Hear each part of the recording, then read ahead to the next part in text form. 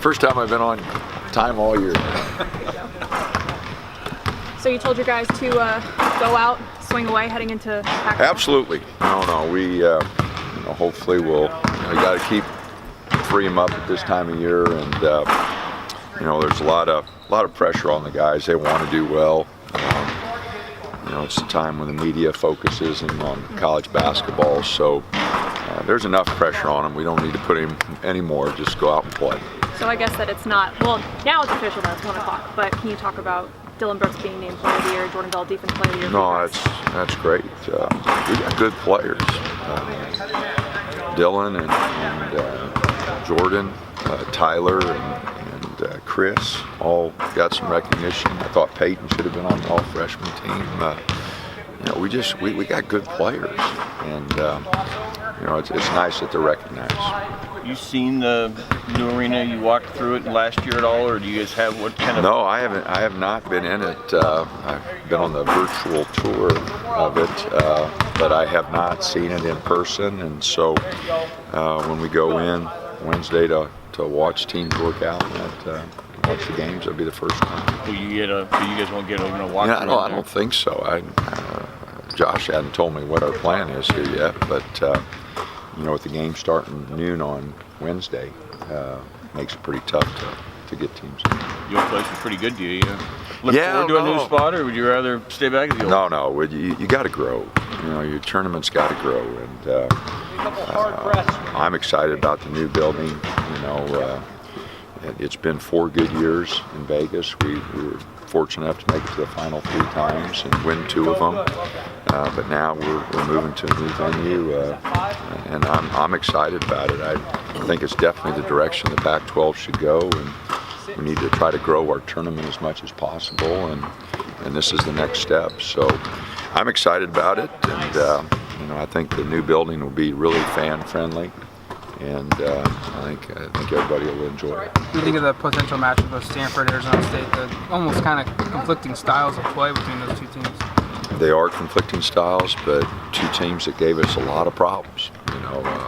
1-point win here against Arizona State, and a 2-point win down at Stanford.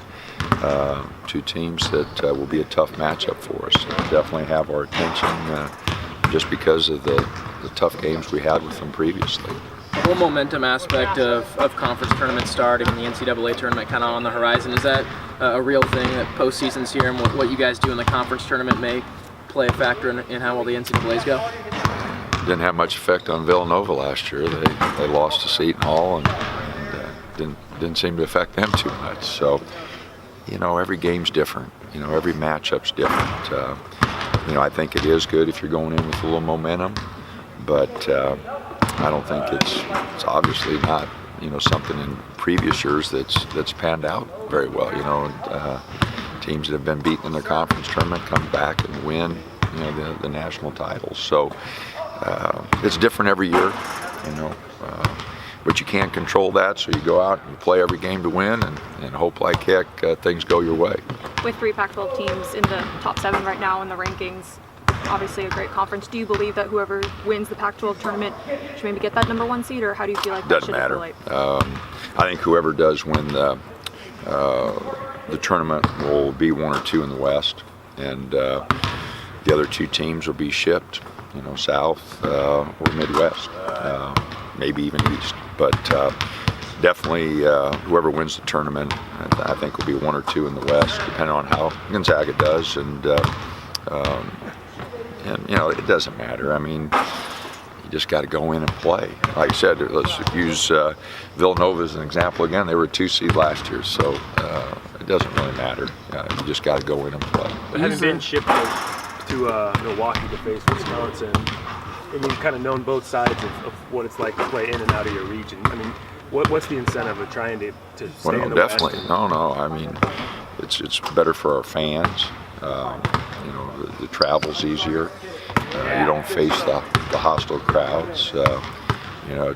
We went back to Omaha all the time and played Wisconsin, and they filled up Omaha, and then the time in Milwaukee was nuts. So, and I think Midwest Kansas is in Kansas City, and I've done that before. That's not much fun. So you know, it's a big advantage, and that's why you want to win the conference tournament. No, we definitely we're going to go hopefully win the darn thing because first of all we want to win the conference tournament. That's, you know, people who say they're not important, I don't agree with them. You know, we're going to go play and we're going to try to win the darn thing, and you know, and it'd be better for our fans too. You know, we sure like last year when we were in the West, our fans really responded, and so it'd be nice for them too. You play 3 days and 3 games in 3 days quite often in Vegas. Do you change your routine up, or do you kind of have a set plan now with how you handle the minutes? No, we'll just go to play to win. You know, we don't really change anything we do. Try to keep our players loose. Try to keep them aggressive. You know, but no, we won't change anything. You know, like I said, we've done things a certain way for a long time. The guys, I think, you know, if we did things differently, then they would be, you know, there's a certain thing we go over scouting reports. You know, sometimes, you know, we might get into too much of a routine. You know, and but we try to keep it a little bit fresh. Try to keep it a little bit different. But our routine is our routine, and we're not going to change. With bringing Casey and Chris off the bench this year, you guys have continued to do that. How has that helped you, and how have you seen that play out, and how do you think that could help you guys come tournament time? Well, I've said all along we've got 7 starters, you know, and Casey was the difference in the game the other day. I mean, not only offensively, everybody points to that, but defensively and on the boards. You know, he was a catalyst in that game that really got us going.